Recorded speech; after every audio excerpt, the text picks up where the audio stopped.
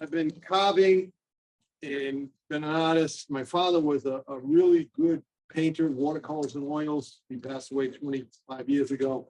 But I used to learn from him. But I didn't want to do painting. I didn't want to play with muddy stuff. I decided to get wood chips everywhere. So I've been carving for a long time. At the same time, when I was younger, I was looking to get out of what I was doing was carpentry. I was doing woodwork, doing framing. I was doing shingling. I was doing roofing, make a living. I had 2 kids and a wife. I still have a wife. I still have 2 kids, but they're older. My wife, we just going to be celebrating our 49th anniversary this month. So I'm really, I'm happy. She's happy. I don't know why, but she's happy with all the stuff I bring home. But I learned caning. I changed careers. I saw an ad. They want a woodworker and a blind people in a shop. I said, oh, I'll do that. I got there and they didn't want to put the money into safety things on the saws and everything. I said, you can't do that. OSHA will kill you. Besides, you'll get these people's fingers cut off. So that didn't work out, but they put me in the cane shop. When I learned caning from these old guys who were, learning it, and they wouldn't tell me anything. But since they were like blind, I would sneak up behind them quietly and watch them. And then they go, boom, and they stopped caning. He said, you can't watch me. So I'd be very quiet. But they wouldn't teach me, but I learned. And I got their confidence and they showed me things. But they ended up, what happened was, like everything else, it phased out because they passed away. And nobody was going to come in the cane shop anymore. They had piecemeal work stuff and the computers had come out. So after a few years there, I had learned caning. They said, well, thank you very much. And I moved on, but I took the skill with me. And I started doing for friends, neighbors, and next thing I know, I was doing it for people. Then I got asked to do a demonstration at a fair or festival and on and on. And now I've been doing it for 40 years. I have a mailing list of over 5,000 people. I do not mail anything out. I don't need the work. I get 2 to 6 calls a day. I can't really handle it. I tell people I don't do any wicker. I used to do wicker, stuff like that's too much work. And I do, and you gotta wait. Can I tell you, 6 to 8 weeks. If you have a set of chairs, a chair like this, I could say, okay, 3 weeks maybe. But I'll at any time in my house, which my wife would complain because I have between 6 and 20 chairs. So, but that's kind of like where I learned. And then of course I would go read books and video. Today, there wasn't computers at that time. Today you can go online. And of course you can learn somewhat everything you want to learn. From cooking to caning to woodworking to, robbing bank. But to make a long story short, that's where I learned how to do this. And of course, with me, I like to work with my hands. Some of you came up, I do woodworking. My dad was a house painter and my uncles were carpenters and my other uncle was a plumber and the other uncle was an electrician. So I learned all this stuff that I'm saving a lot of money renovating my house at. But I kept caning because I just like working with my hands. And I mentioned to somebody, I did go to school. I went to the University of Rhode Island, studied botany, got out 74, 75 in a big recession, and I ended up doing roofing and everything, anything I could do to make a living. But I have a background in wood, so I know a lot about plants. I won't go into all the stuff I do there, but this is what I want to talk about. Cane. What is cane? Where did it come from? What is cane? Anybody know what cane is? What is this stuff? Yeah. Well, I think cane is tan. Yeah. Right. Very good. It's a Calamus rattan. That's the Latin. Since I'm a botanist, I know that. It is a vine that will grow 2 to 6 feet a day in the jungle, Southeast Asia. It has little hooks. And it'll grow up a tree. And what they do, it's a multi-billion-dollar business. And if you've seen, they make staging in these places from bamboo and from this stuff. They wrap it, the joints with this caning. This stuff is terrific. It's strong. They cut it out. Maybe it gets about this big, like bittersweet, about that big. They float it down the rivers to the factories, and they cut it up into all sizes and shapes. You can get half round reed. You can get reed that wide, 2-inch wide, for making furniture. You can get round reed. You can get flat reed. This is called split. You can get reed with skin on, skin off. You can get all kinds of cane. It comes in a roll like this, which used to cost $2 or $3. Comes in different sizes, and you can pass it around. Smells sweet. I just got that about a week ago. If you're doing caning, it's interesting. If you have a chair, you go count the number of holes per foot. It will tell you what size cane you do. You can't put thick cane down a thin hole because you're doing 6 courses down a hole.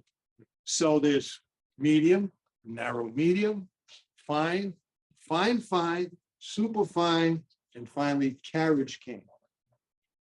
Okay, so if you're going to use carriage cane, you're going to work a lot of weaving because that's so tiny. So, but that is an official, what they call a medium, medium, fine, fine, fine, super fine. If you order it, you want to order it, they give you a little hint. Order long select. Make sure it's not sitting in the, back of the hardware, the warehouse, because if it is, it might be lousy to cane. It might be brick. So you smell it, you see it's nice and clear, smells sweet. You bend it, doesn't break. That's good cane. And my suppliers, I call them up and say, hey, you sent me a bad hank of cane. And they'll send me another one because I've been dealing with them for 40 years. And I know what I'm getting. So it's like long select, buy wood. You get wood with lots of holes in it, and pine, knots. You're going to have a problem with it bleeding out if you're painting it anyways. So that's what cane is. How fine is it on the basket? This, I think, is fine cane. Smaller the basket, the finer the cane I use. Yeah, that's fine. It's a tight weave. But I don't like working with small chairs and small things, but it's a business and I have to do it. I'm working on a chair now at home. It's a small seat, it's fine cane, and it's got bars in front and on the side, and I gotta bend down and I gotta do it, so it's a pain in the back. So I only work about an hour or so in the morning on cane now because my arms are shot and my back is shot, but you probably don't know that about yourselves anyway. But that's what I do. So about half my work is cane and half my work is what they call rush seating. It comes in different colors. This happens to be mottled green and white, and it comes in different sizes. This is a paper product. Comes in 10-pound, 40-pound reels. I buy a 40-pound reels, 4, 5, 6, and 7 millimeter. The smaller the chair, the smaller the thickness you use. It just looks better. But someone was asking me, you get a roll like that, I wrap it around my arm 125 times. And that's what I use to wrap a chair continuously. So you're going in and out until the hole gets this big. And then what happens? Can't push that piece through like that. Won't fit through the square. So you're going to undo it. And you're going to walk. Pulling it. I'll walk back and forth outside. Pulling, I clamp the chair down. I have a little jig. I clamp it down. But it's a lot of work. Right in here. So you're pulling 200-300 feet of wool. So that's what they call fiber rush. It's raffia wrapped. That's what it is. And it comes in brown. It comes in mottled green and white. And if you buy raffia at the store, you can buy it in black, green, yellow, but you can't get a roll, 45-pound reel. So I work with mostly craft brown and golden brown. And you can stain this, you can shellac it, and you can spray it with a lacquer finish if you want. I don't do any refinishing. I send it out to a refinisher. That way I don't have the equipment to do that stuff. I strictly stay to caning. Questions? Yeah, You said before, to get back to 3 weeks, but you could get to it for 3 weeks, or it takes 3 weeks to do a chair. I don't know what I said, but I can do a chair. If I wanted to in a day, 8 hours, 6 hours, depending on the chair, medium chair, this is a fine chair, but you get a little, like this seat here. I can start this in the morning, by 2 in the afternoon, it's done. I'll charge $100. That's not, my arms will be shot, but there's, what I usually do is I take a chair, I glue it up so it's not wobbly. I don't charge for it unless there's something broken. And I do it, but my thing now is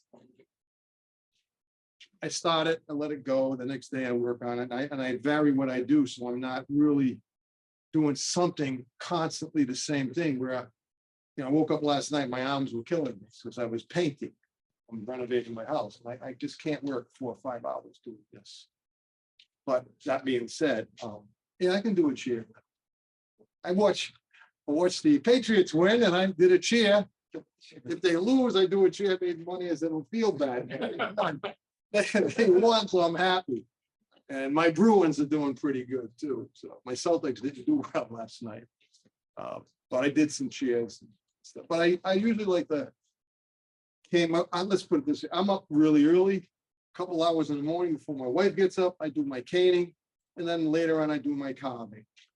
I'll go down on my cellar, which is a mess, and I have my tools and I carve. Most of the time it's cane in the morning, carving later, and stuff like that. But I'm gonna go through some of this stuff here and the different cheers. Some of you have probably seen different cheers. I've been doing it for 40 years or more. I've seen all kinds of cheers. Every once in a while, something comes in and I love a challenge. My wife gives me hell. She, what are you taking that on for? You're gonna kill yourself. I'm gonna take you forever. I said, but I haven't done it before. Well, it's not gonna be boring. Sometimes it's boring. And I'm gonna get paid well for this one. So, but Rattan products, this is called Splint. And if you look, and I'll pass this around, you saw it, but I'll also pass it. If you look close, there's a top and a bottom to this. It's like your fingernail. It's cutaneous on the top, flat and ribbed on the bottom, and you can break it off if you like. I think this is fine. And you wet this, you soak in hot water for 10 minutes. I don't use glycerin or stuff like that. Just take my bucket, take the strand out. This stuff comes, it's well over hundreds of feet. I don't know, I think it's 1,000 feet per hank. And it comes in 16-foot lengths and smaller. And when you're doing 6 courses on a cheer, the ones you don't weave, you just go back and forth. I try to use the long pieces, and the ones you weave, I try to use the short piece. Do I want to pull 16 feet across a chair? No. I mean, there's probably some of you guys do stuff, you know how to work with wood and don't want to do this and that, use a short piece for this, a long piece for that. Well, caning, after you get good, you use your head, you don't want to kill yourself. So if you're doing a settee, I've done big long settees. For the long, I use the longest pieces. I don't want to weave as much. But anyways, that being said, there is a top and a bottom to this. And as it gets to fine, super fine, and carriage canes, it's hard to tell the difference. Sometimes you got to use the feel, the flat side and the ribs. And then like I said, you want to buy good cane, because if you're pulling and it keeps breaking, it's going to frustrate you. But this is a cane product. This is Splint. This is, you see, all seen Splint cheers, American Splint cheers. There's a good side and a bad side. And there's no cutaneous tip on that. Okay. And now you put on rustic cheers. Yeah, you see those Appalachian cheers? I use that on it. Years ago, they would use ash, American ash, but you can still get some, but it's not long lengths and it's tough. It's really expensive. And with ash being what's happening to it, that's going to be another tree tough to get. This is also Calamus rattan, called binder's cane. You obviously those big porch rockers. You see, and it has this on in a basket weave. This has cutaneous top. Go past that. Are you done with it? Yeah. And I use that on binder's cane. A big cheer. Now that's $30 a hank. I'm one of those brown bee rockers, the big ones. with the arms, people went on porches. I used 4 hanks of cane to do a chair like that. That's over $100 just for the material. Okay, and someone one day brought 6 of them to me. Okay, you sure you want this done? Yeah, okay with the call. Let me give you the cost so you don't fall. You know, that's fine. But it took me about 3 months to get them done. But he was happy, and he called me up the other day. He said, "The chairs are good." This was like 4 years ago. So I got paid. He's happy. My hands were a mess. If you work with this wet, if even the cane, if the cane gets dry, we can give yourself a nasty cut. And I'm sure you all guys working with blades and knives, have, you know, done stupid things, but hopefully not that serious. But some of these things come in different patterns. That's splint in a herringbone pattern. If you want that, I can do that. That's no problem. And then here's the splint with a 2/1 and then a regular basket weave. You're welcome. I can pass these out if you like. I'll do that for you. But I made these, you know how old these are? These are about 40 years old. So they're really in good shape. But this is splint and made the little patterns. Pretty neat, huh? What always intrigued me, I want to know who's the first person that thought of, here's a hole, a frame, and we're going to start weaving. And when we're done, we're going to get something we can sit on, just like a basket. You know, you got nothing, and you make a basket, and then you can carry stuff in. I think that's pretty marvelous. My wife is always amazed that I'm at some things like that. You know, well, it is amazing. But again, this is the finder's cane, and you can do zigzag pattern, arrow, twill, arrow pattern. You can do different pattern. Yeah.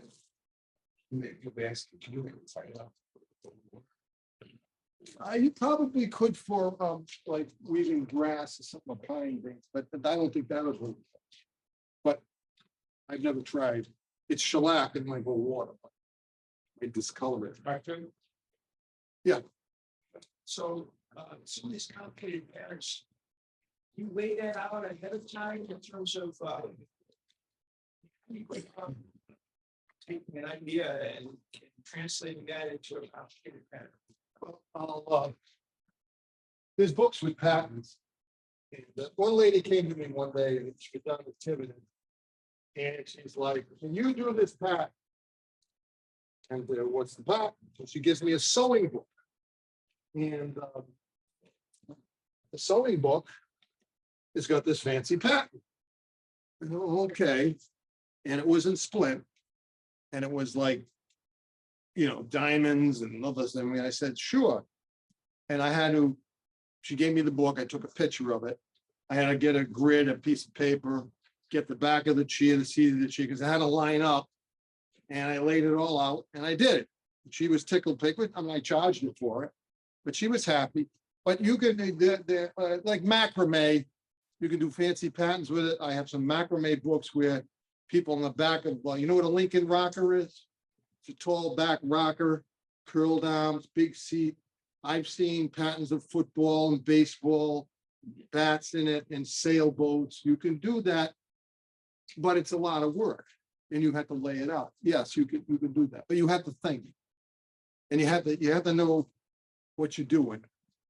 I mean, I worked the other day. I haven't done one pattern. It was Danish cord. And I laid it out, and about an hour into it, I said, "This isn't right. It's not working out." I had to take it out. It took me almost 2 hours to figure out how to stop the thing so it would end up right. But that's what I do. It was fun. Like, you know, woodworking product, you start with it and you say, that's not going to work. That I give an example. I do a seminar for RISD. Got a call from the upholsterer about 4 or 5 years ago, and I'm going to do this again in another week. He said, you know, come down, do a class. I did it. So next thing you know, I get a call from a student. I'm having a problem. I want to lay out the holes and everything else. And he said, I think I laid it out wrong. He made the frame and then he inset it holes so you couldn't get the cane down the hole. It was sideways and up. I said, you got to think straight down, because if you can't get that down the hole, you're not going to weave it. So he had to lay the whole chair out again. I said, anytime you want some, I'll come down and talk to you about how you lay out it. I'll do it. Lady came down from Maine, found me online. She says, a woman wants a bed, we call back of a bed headboard. And she wants 2 arches like this on the side and a big arch along the back like this, running this way and down. So I had to sit down. She sent me the dimensions. I laid out cardboard because she didn't know how to do it.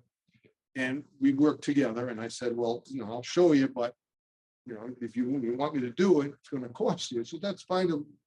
So I laid all the holes out, because up here, got to have the same number of holes down here. So the holes down here got to be smaller and closer. You see this here. And I made a pattern of it so, so I could figure it out. And then I called her up. She's great. She laid it all out. And then she says, can you get it done for next week? Just like that. I said, I'm sorry. Oh, I said, that's a huge project. And it's an arch. You got 2 arches in this. I can't get it done next week. You have to tell all it. I said, look, maybe 3 weeks. Oh, well, I'll tell you. So I drafted my wife into helping me, which she was a peach. And she said, I can't reach over you. So we laid it down and we worked back and forth. And we did it in 3 weeks.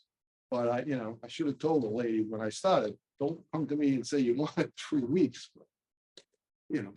But people come to me and say, can you get this done for Christmas? I said, no, I can't. It's not going to happen. You build furniture. It's just you can't do a thing in Thanksgiving and say you want it for Christmas. All the refinishes I know are 8 to 10, 12 weeks behind right now. And I know a lot of them. But back to this. So I do all these patterns plus, and even on your patterns, there's patterns you can put on a chair like this. You can put a tight snowflake pattern like this. That's a lot of work. And you're doing 2 kinds of cane. And I've done. Normally, you don't put this on a seat because it's not, if you feel it, it's not pleasant to sit on. It's bumpy. This is more for decorative on a back. Okay. And everybody see these? It's nice product. I mean, some product wears better. Splint doesn't last a long time, but I've seen it on chairs 40 years. Binders cane last longer. Cane lasts a long time. Fiber rush lasts 50, 60 years if you don't leave it out in the rain and other stuff. But that is the different patterns. 6 ways the normal one. There's also, I've seen, I do, someone mentioned doing, restoration on houses and stuff that you have to come. I'll get calls from museums and they say, want it done this pattern, and we want it done. We can't use nailed tacks because they did it with tying it. I said, fine, I'll do that. But again, you gotta trust me that I know what I'm doing, and I've done things for museums. But that being said, I know how to do different techniques, but I use, when I'm caning a chair, I use the easiest, quickest technique for the chair. I mean, these chairs, this may be 100 years old, but it's not an antique. It's not something from the 16th century. I've done 16th century stuff. I've done medallions. I've done arches. I've done swirls. But, if you wanted that done, you're going to wait. And, because that is an art form. And you only can do it so much at a time. Blind caning is nothing. You know what blind caning is? French caning. All these chairs have holes in the bottom. The seats have holes in the bottom. So you can weave up and down. Blind caning is not any holes. You're going to peg each one. Hold it in, do the next weave, pull it out, put it in. Wow. You don't want to do that. I don't do that. Normally I don't do that unless it's something really, really worth a fortune. And then I charge for it, and they gotta wait. I mean, I'm a patient guy doing caning, but, you know, still, it tries my patience. And it does, along with a lot of other things. Today, I spent 2 hours on, pulled the plate off of a plug, went to put it back as I had a plaster around it, and the little screw was stripped. I tried for an hour getting that screw in. Finally, I have a can of screws, which you probably all have in your cellar somewhere from everything you collect. Dumped them all on a table. A little bolt, I found a little screw to match. And I got it to work. My wife comes down and says, "What are you swearing about?" I says, "I should be doing other things. I'm working an hour and a half on a stupid thing. It's stripped." Because the guy used, the electrician used an old metal box. Should have used the new one, but I did it. Anyways, but that's an aside. But you gotta have patience if you're gonna cane. Okay, so this is your normal thing on a seat like that for a fiber rush, 4 or 5 hours. You can also do, and this is called a drop pattern. This is a little easier on your derriere. You sit back when you sit down. And I've seen these on more modern, like Scandinavian chairs. And there's other patterns you can do, but this is a pattern that drops back and it's woven a little different. Again, I know how to do that stuff. And I make, like everything else, the chair comes in. First thing I do is put a tag on it, name, phone number, address. I put the price on it, tell the person the price, what it's going to be, show them some samples, and I take a picture of the chair. You ask why? Why? Because somebody's going to come in after I cleaned it up and after I put the caning on, I say, "That's not my chair." Yeah, no, that happened. Lady came in, says, "That's not my chair." "What do you mean it's not your chair? Your name's on it, you saw me put it. That's not my chair." I won't even go into what happened, but needless to say, it was a chair, and she had to take it. But that's why I take pictures of everything. There's your chair, there's your name on it. You there, stand there. I had a person take a chair. "Oh, let me throw it in my car, I'll be back to pay you." This is when I first started, I was innocent. Took the little seat, put it in his car, and he drove away. I said, "Learn a lesson, Stephen. Never again. Pay for us. Cheers, yours." But you know, it's like everything else. But I like caning. So we use a binder's cane, splint, regular cane. And now we'll get into this here. This is, everybody knows what this is, shaker tape. There's the fancy pattern. There's your zigzag. There's another thing. Shaker tape's very expensive. There's only one company makes it, cotton batting. You can buy other stuff, but the nice thing about this, it doesn't sag when you sit in. Usually it puts some foam in between, but it does, you can buy stuff at Lorraine Mill or whatever, but it sags. This is made not to. But this stuff is 75 cents a yard. You 75 yards on a chair. Or it's, you know, so you're using like $100 one way, $100. So it's costing you $150, $200 just to buy the materials. So I don't get many calls for this. And there's another thing is the cane I buy, the splint, the fiber rush, because it's relatively inexpensive and I use a lot of it. If someone comes for this, I don't buy it. I give them the number. They said, here's some samples. It comes in 1/2 inch, 5/8, 1 inch. You buy it. I'm not going to eat the cost if you don't like it. So I'm giving you a little business sense, but you know, with caning and I was in business doing, you know, like I said, heavy construction and roofing, had my own business for a while. I also had an interior landscape business, which was the best thing I ever did. Got out of construction. I sold and maintained tropical plants for big businesses. And that was fun business. But again, you get paid first. But so if someone wants this, they buy it. I tell them, call Perkins, you can get it. Someone wants this stuff here. This is Danish cord, one company makes it. Danish cord. And this is very strong material. And you ever see those 1960s came out Scandinavian design? Familiar with Scandinavian design? You're old enough to know that. Didn't say that out loud. Get pulled off the stage. They came out, there was one down the street near an Elm Street in Providence. I used to go in there, elegant furniture, like shaker furniture, very elegant. It was all teak, it was beautiful. And today they're worth a fortune. You see a chair for sale somewhere online or thrown in the street, grab it. They're going for $1,500 to $200, $2,000 a chair. Believe me.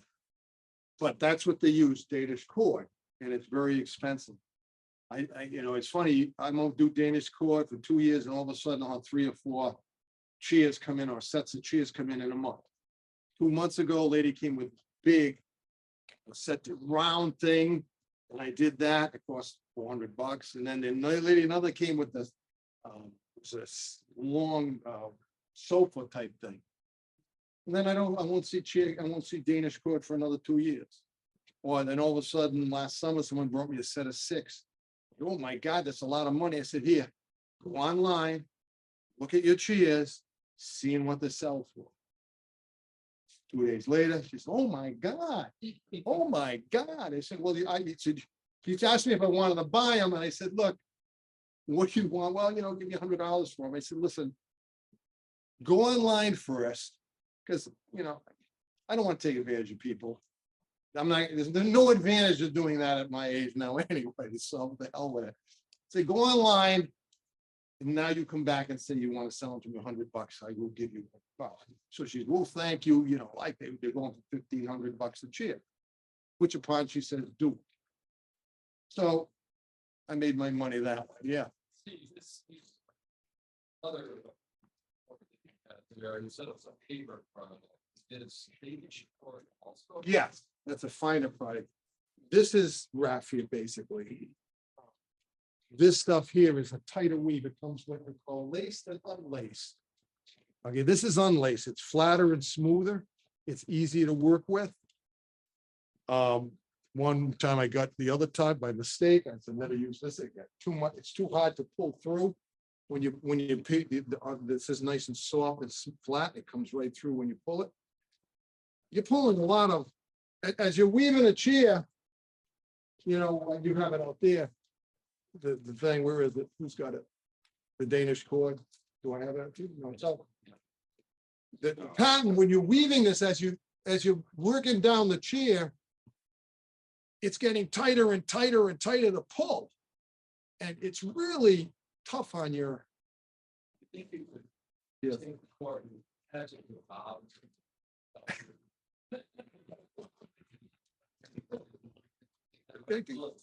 See. Yeah. Which. But it's really tough. Yes. Yeah, go ahead. So, I mean, what Some people that you can buy the little things with a loop on the end and tie it and pull it through, but I don't. I'm at the point, I know what I'm doing in and out. When I get to the back of a cheek, it's really tight, then I will use something like that. For caning, if you're working on, I have different size sailor's needles or long needles. Sometimes it's just so tight to get down a hole, I have to use a needle. Pull it through, but not across the chair, just to get up and down. Sometimes it's frustrating getting up and down a hole, feeding it through, especially as my eyes get better, as I get older. Get up and down a hole is not easy. But that being said, yeah, I use a needle just to up and down a hole and not to weave across. And when you get to the end of piece of you glue the next piece to it, or do you? No, you tie a slip, not a slip knot, a square knot. But there's different, you can undo it and tie it like they do with, cable. Splint, I staple it, but if you're doing an antique chair for a museum, it's called slot and groove. You actually cut a little arrow and the slot in the other and you pull it through. but you overlap it 8 inches. And then as you weave it, it tightens, it's not gonna move. And there's other ways, sometimes, they didn't have tacks, or they didn't use tacks when they tied chia, they use cotton line to tie things off and tie things together. I've seen all kinds of stuff. I've seen chia stuffed with, corn husks. I get old newspapers sometimes from 1800s in it. Hey, look at that. See his catalogs. Never found any money in them, but I tried. I keep thinking someday I'm gonna cut a chia open and it's gonna be like, payday, there's gonna be Confederate money in there or something. That's a lot. But right now I have 4 or 5 cane chairs, 2 or 3 fiber rush chairs, and probably a few other things. Each chair comes in, presents its own problem. So I got 2 chairs that we got, and he's going to California. I said, I'm not gonna start these till January, and I'm about to. They came, the backs are cane, but they're really old antiques. And the groove where the cane is, it goes through the hole, is covered with a piece. So you gotta remove it. So that's a delicate process. If it breaks, I'll glue it back in and put the pieces in as best I can. With some chairs, your Bentwood rockets, Bentwood chairs sometimes have a groove. You don't see it. There's a groove in the back. You're gonna take that piece out of the groove, and then you can weave it because the holes, everything's buried. It's not a blind cane. It looks like it, but the groove comes out. So, I've seen stuff like that, and you have to scour with a knife and be careful and get it out. Sometimes I use steam. I'll drill a little pilot hole. Steam is you use for things, and put the steam in, and that'll loosen it up, and I can take the binder out. There's all kinds, you see it on the internet doing stuff like that, but I don't know, my chairs like this are fun to do. I'm not afraid to, work with them, but if you get a really old antique, I gotta be real careful because I don't want to damage it. And I don't do real, what real rush is? That's paper rush. I used to do real rush. Real rush is, anybody know what real rush is made of? Cattail reeds. So you can buy them out of Italy, but they're huge cattail reeds and come in a bundle. You gotta soak it. Now, where's cattail reeds from? They stink. Yeah, and you soak them and you smell like a swamp, then you run them through a ringer. An old crank ring, and I used to do that. And then you gotta braid it as you weave it and keep the thickness of the of the cord, the same as you go, and you feed new ones in and you weave it. I've done it. It's a hell of a lot of work. Some people want it, and after a while, I just said, I can't. It's just my wife is going to throw me out. I use the bathtub. No. After a while, after 49 years, you got to give your wife a break once in a while. Poor thing. So I don't do that. I convince them to do this because I get $500-600 to do that, but it's not worth it. It's my hands, I get carpal tunnel, and I don't want to keep killing myself, so I use that. And that being said, but that's what it is. It's cattail reeds, soaked, run through a wringer, and braided as you would. In other places of the country, they use corn husks. Mexico, they use tall grass. But up here, Northeast, wherever, it's all that. And you say, well, when did this all start, Katie? Was it? Egypt, first baskets, England. Baskets were usually made with whatever local materials were there, which was papyrus in Egypt. In England, they used willow. Actually, what do you call it? Anyways, it's willow, and not the willow tree you think of, which it's like a shrub willow. They cut it, and it grows 30-40 feet, and they cut it for any kind of wicker. Wicker is actually used to be willow. Today they use round reed and other stuff. They call it wicker, but it's not. It's not wicker. Wicker is actually willow. And in England, they get baskets that go, you see old chairs and stuff made of willow, but you've got to soak that today. You got to boil that. Okay, and sometimes I have a big kettle and if I need to get something, I boil whatever I need, and it's tough to work with because it's hot for any little project, and I'll do that, but I don't like to do that. I don't boil this. You just put this in warm hot water for 5 minutes. You don't want to leave it in, so you only put 1 or 2 in, you work it, take another one. If you have any iron in your water, just turn black if you leave it in. Gets cold, then you got, it won't come out. You throw it away. It's funny. I can put this on a chair. 40 years from now, that chair is good to sit on. If I leave this piece of cane in my cellar for 40 years, it'll crumble when I just touch it. But on the chair, it's good. I don't know why. There's something here. This is called seagrass. You can buy this in a roll. This goes on little benches and stools and bar stools. It used to smell sweet. But it's really sweet smelling stuff. But this, you can do the same thing. It's a little rougher. I mean, I've used it on a seat, but it's not nice to sit on. It's for benches, things like that, footstools, stuff like that. Things like this. Yeah. As compared to this, I'm assuming when you read it. You have to have holes. Keep it pretty tight. Yes, you wet it. With that, you're gonna have to start it out very loose. No, you started No. tight. Everything's not tight.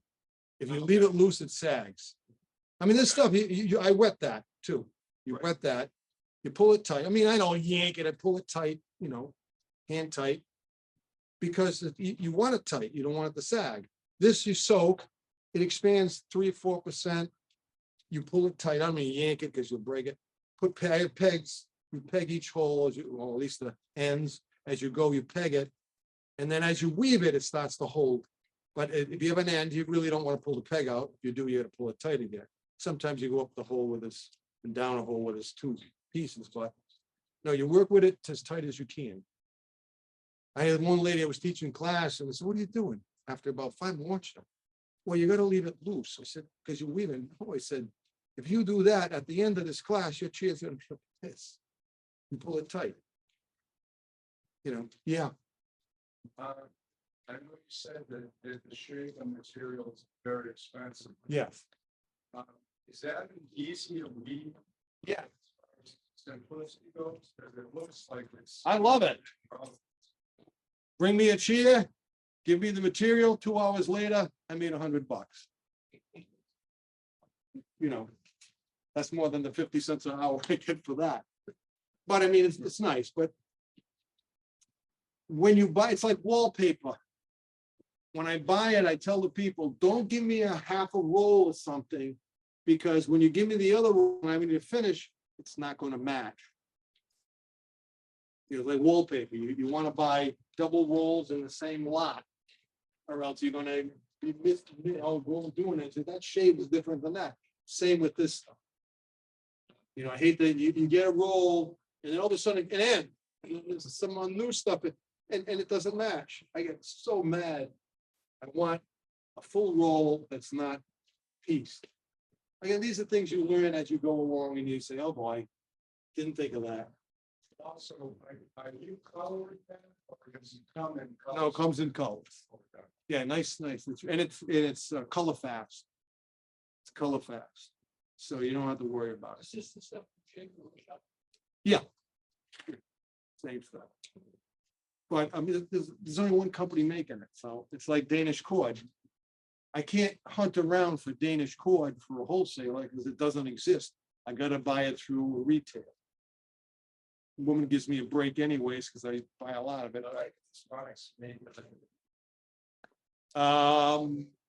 No, I don't think so. Maybe like cotton batting, maybe, but Like the anything that's rattan is made overseas. about the Danish one. That I don't know. I never looked into it. That's a paper product, probably comes from. They call it Danish cord, but I don't think it comes from Denmark. The thing is, even furniture today, we're shipping. Used to. buy the lumber, whatever it is, mahogany, and make it here. Now, all the lumber is being shipped to Mason, actually, South Vietnam makes a lot of our furniture. For a country that, when I was a kid, we were at war with, they're now one of our biggest trading. And all the furniture comes out of there.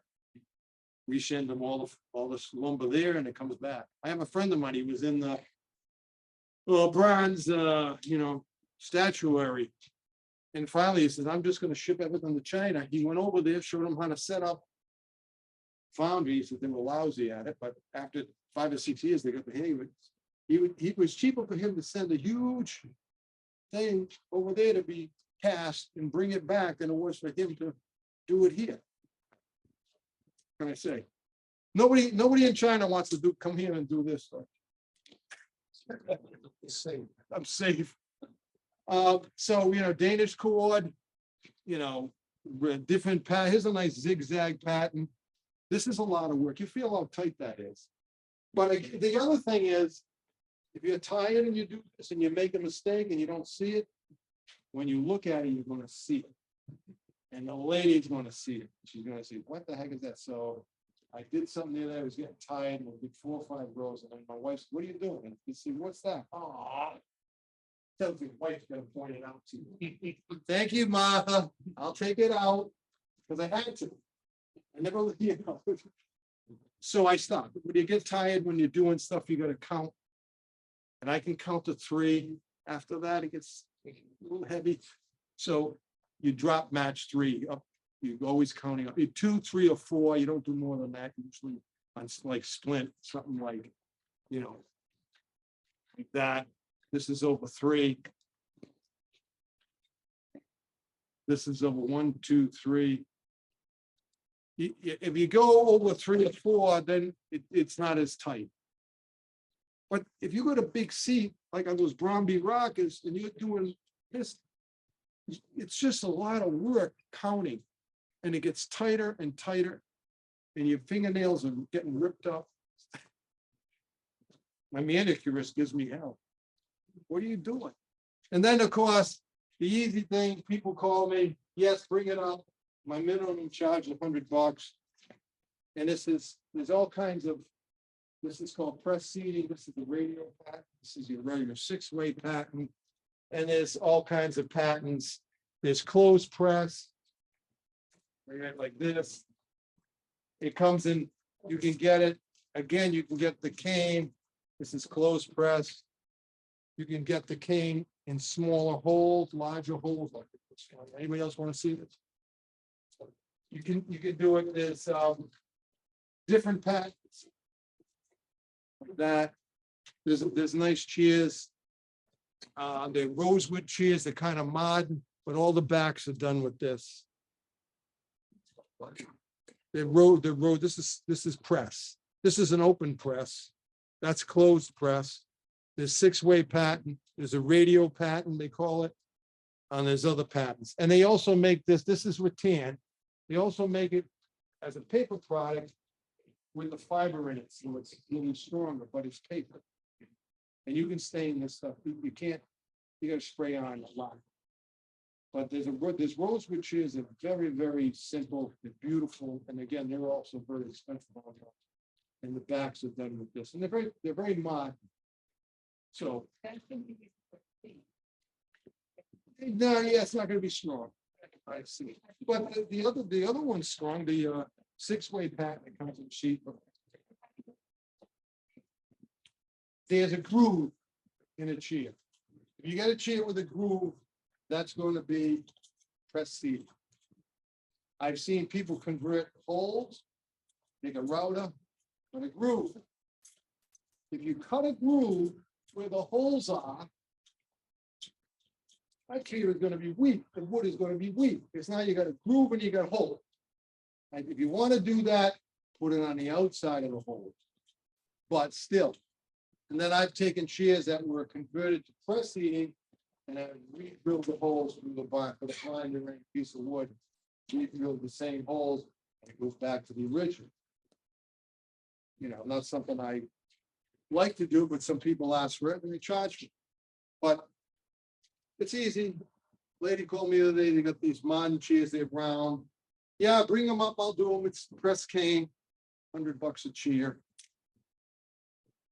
But again, everything I do here is hand labor. There's no machines. There's no magic. There's no, it's all done by hand. That's what makes it a craft. That's what makes it, that's why I like it. It's hand done. I get a kick out of finishing a chair. It's done. People come. This was my grandmother's. I remember she rocked me in this chair when I was younger or something. I think that's beautiful. I don't know, maybe I'm a sentimental guy, but I think it's two things. Personal, thing that has sentimentality. Also, I'm taking a chair, it's solid wood maple. I don't have to go out and cut another tree to make that. I'm saving a tree. My background is botany, my background is environmental things. I see a chair or a table on the street, I pick it up. Solid maple, I can either save the table, or I can carve it and make something artistic. Or I could use the pieces to repair stuff or make a spoon or bowl. I've made a lot of spoons out of seat bottoms. Why not? So I mean, that's what I do. It drives my wife crazy because I'll be driving down the street and I pull over. What are you doing? There's a piece of wood over there. But it's got nails in it. We pull the nails out, throw it in the back of the wagon, and I do it, But I'm always doing that. Yeah. You mentioned you might put carving on it. Well, I mean, I haven't, I mean, I've taken this is a piece of mulberry that I got off the bike path, and I split a log. I use raw logs, I don't cure them. I mean, I just cut them. This is a very hard, tight grain, so I work around the cuts and the splits. And this is something I did a couple months ago. I have hundreds of pieces. I guess a piece of walnut I got from somewhere, probably off of something I found. It's a little ripped up piece, and I made a little wood cut. I didn't bring it. I had a box of wood cuts from these things. I don't know where the hell I put them. I said, Martha, you see this? She said, I don't know what you're talking about. Okay, but I made all prints out of these things, and I like working carving. This is hard. Walnut's hard, but it takes the ink. It doesn't wear out. You print it. I hand print these things. If you want to see them, I can put them over here or whatever. But I know you want me to talk about cane, so I really don't want to get to this. And then there's stuff like this, more industrial stuff. This half round reed is the stuff you use as the rim of the basket. It comes in different sizes. So you stick it in hot water or boiling water, you bend it, you cut it, and you put it together, and you glue the ends, and then you wrap it with this. This is one of my baskets I made a very long time ago. But it's also rattan. I actually bent the maple handle myself, but this is rattan too. And I have here you go, pieces this big. I used to fix wicker, use that, but it's so much bigger. This is round reed. Sue mentioned how that stuff goes in. It's a groove. You pull out the old stuff. You wet that sheet stuff. You have to wet it. Now you can't work with it dry. It'll tear. You work with it really wet. You work fast. I made my own tools to press it in, the blunt tools, or you can use wedges to push it in, hold it. You put your glue in, and then I use round reed, pound it in the groove. There's different size round reeds. If one's in between, what do? One's too big and one's too small. What do? Yeah, thumb plane. Take it. Thumb plane. That's it. Thumb plane. Put it in. That's it. How long has the sheep materials been in existence? About 1910, 20 it came out.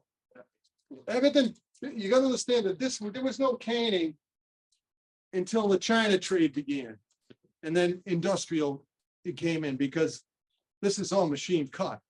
So early 1800s, 1840s, all of a sudden, you got clipper ships, you got people doing stuff, all this stuff is coming over, caning.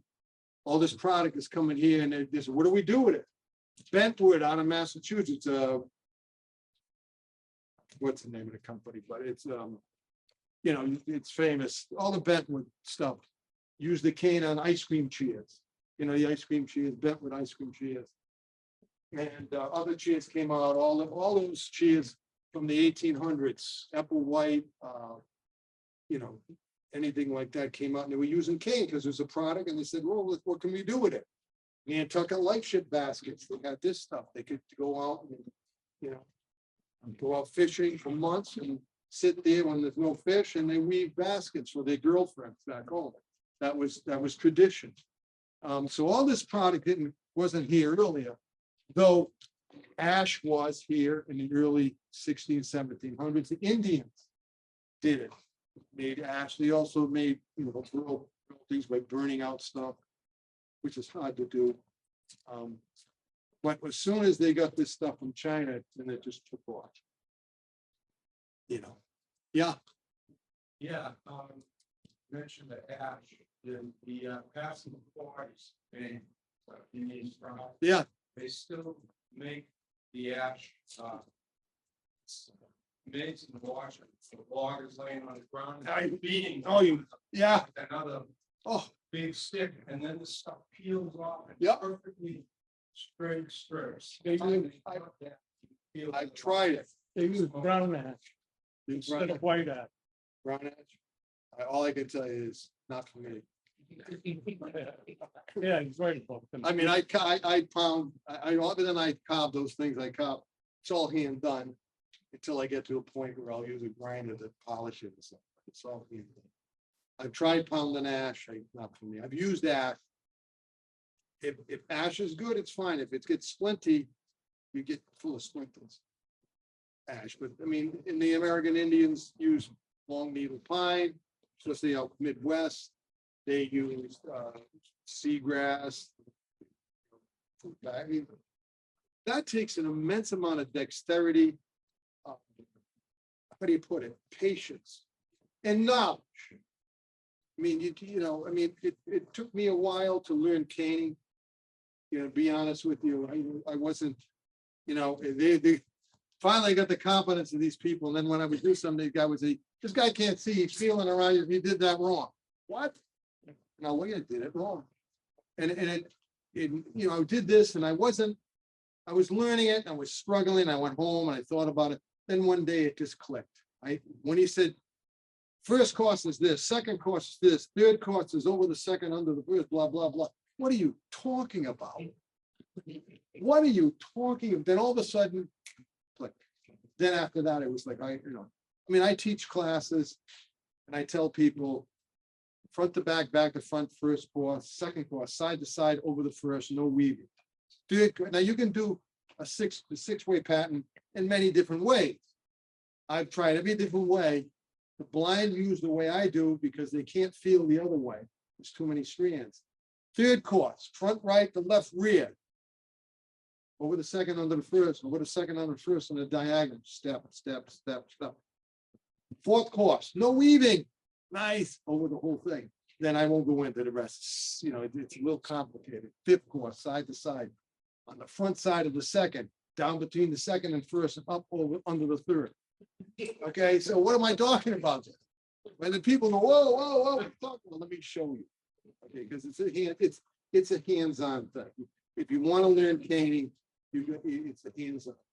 You know, it's like woodworking. You know, you want to turn something, you got to touch and feel, you got to know the feel of the machine and everything. It's not that way. It's not intellectual. It's get it into your system. It's like sewing. My wife is a sewer. I don't know what she's talking about, but she knows all of terms and this and that.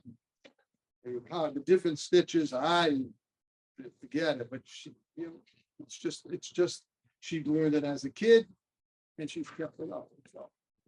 And then then you can get into really, really fun stuff where you're doing arches and you're doing circular things. You ever see a chair with a medallion? In other words, you got a back of a chair and in the middle of it is a medallion just hanging there with only cane holding it.